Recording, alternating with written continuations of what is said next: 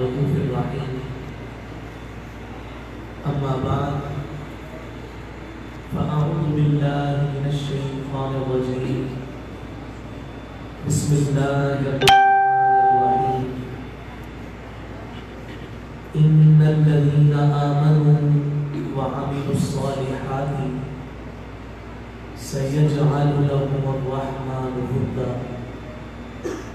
صدق الله العلي العظيم. مولاي صل وسلم دائما ابدا على حبيبك خير الخلق كلهم محمد سيد الكونين والثقلين والفريقين من عرب ومن عجم. يا رب صل وسلم دائما سرمدا على حبيبك خير الخلق كلهم. کروں تیرے نام میں جان فدا، نہ بس ایک جان دو جہاں فدا، دو جہاں سے بھی نہیں جی بھلا، کروں کیا کروڑوں جہاں نہیں. نفرت سے محبت کو خریدا نہیں جاتا، خوشبو کو گلستان سے نکالا نہیں جاتا.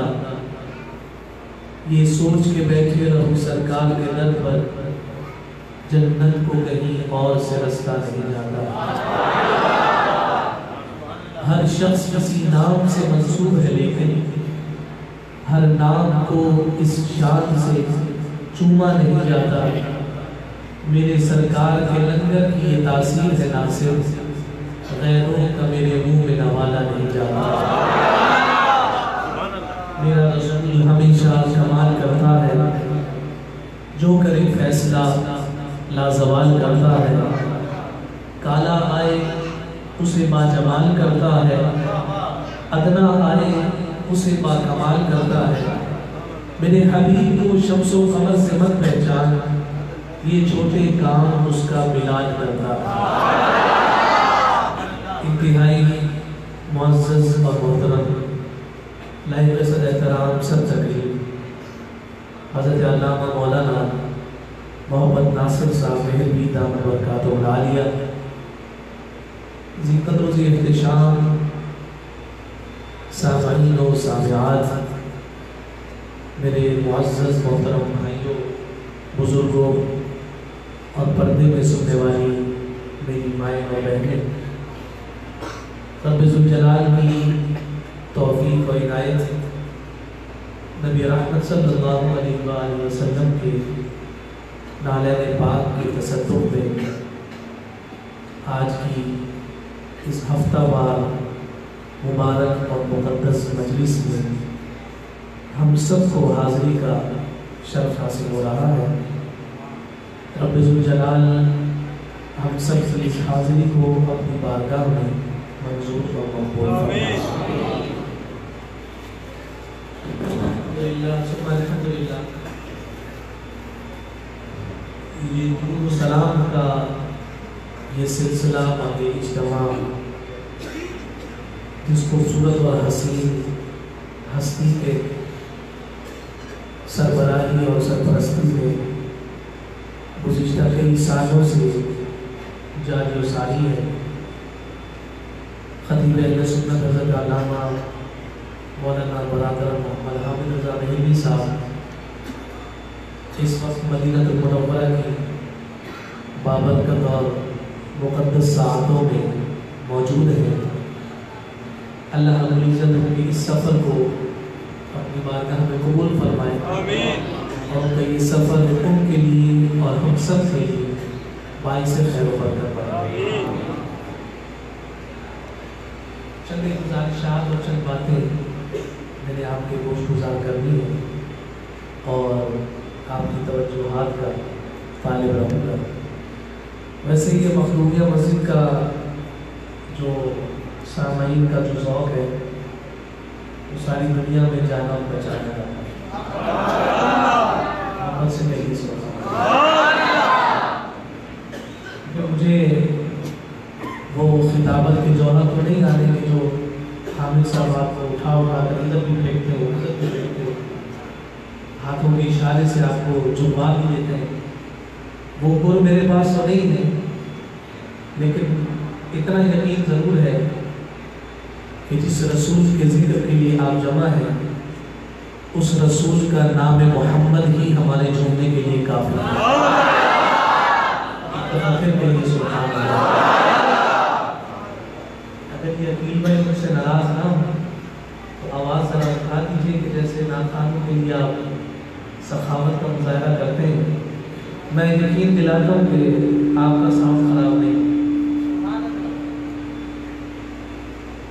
قرآن مجید فرقان حمید کی ایک آیت مبارکہ میں نے آپ کے سامنے تلاوت کی ہے، اور اسی کے ضمن میں چند ایک باتیں، یہ جو خوبصورت مجلس ہم سے جا کر بیٹھتے ہیں، اس کے حوالے سے عرض کر کے بات کو میں اختتام میں جانے دے رہا ہوں۔ سورہ مریم کی سورہ مبارکہ کی آخری آیات میں سے آیت ہے، آیت نمبر 96۔ اس میں اللہ رب العزت نے فرمایا ان الذین آمنوا، اے وہ لوگ جو ایمان لائے ہیں، بے شک وہ لوگ جو ایمان لائے ہیں، وعملوا الصالحات، اور انہوں نے نیک اعمال کیے، فرمایا سیجعل لهم الرحمن ودا، ان قریب رحمان ان کے لیے محبت پیدا کر دے گا۔ وہ لوگ جو ایمان لائے اور انہوں نے اعمال صالحہ کیے، ان ایمان لانے والوں اور اعمال صالحہ کرنے والوں کے لیے رب ذوالجلال نے فرمایا کہ ان قریب وہ رب جو رحمان ہے ان کے لیے محبت پیدا کر دے گا۔ یہاں علماء مفسرین نے ذکر کیا کہ کائنات میں جو کچھ موجود ہے، ان ساری چیزوں کی جو اصل ہے وہ اصل ذات باری تعالیٰ ہے، اللہ رب العزت کی ذات ہے۔ اور یہ کائنات کا قاعدہ اور اصول ہے کل شیء یرجع الی اصلہ، ہر شے اپنی اصل کی جانب لوٹتی ہے۔ جب اس ساری کائنات اور جملہ مخلوقات کی اصل ذات باری تعالیٰ ہے تو فرمایا کہ ذات باری تعالیٰ جب ہر ایک کی اصل ہوئی تو انسانیت کی اصل بھی ذات باری تعالیٰ اور نور باری تعالیٰ ہے۔ اور جو شخص ایمان لانے کے ساتھ اور عمل صالح کرنے کے ساتھ اپنی اس اصل کے ساتھ اپنے تعلق کو جوڑتا چلا جاتا ہے، اللہ رب العزت اس ذات میں یعنی اس انسان میں اپنی محبت کے اثرات کو پیدا فرما دیتا۔ جیسا کہ ہم صبح و شام کہتے ہیں کہ ہمارا رب اللہ ہے، ہمارا خالق اللہ ہے، ہمارا مالک اللہ ہے، وہی ہمیں رزق دیتا ہے، وہی زندہ کرتا ہے، وہی مارتا ہے، اس سے ہم ٹوٹ کر پیار اور محبت کرتے ہیں، اس سے ہم ٹوٹ کر عشق کرتے ہیں۔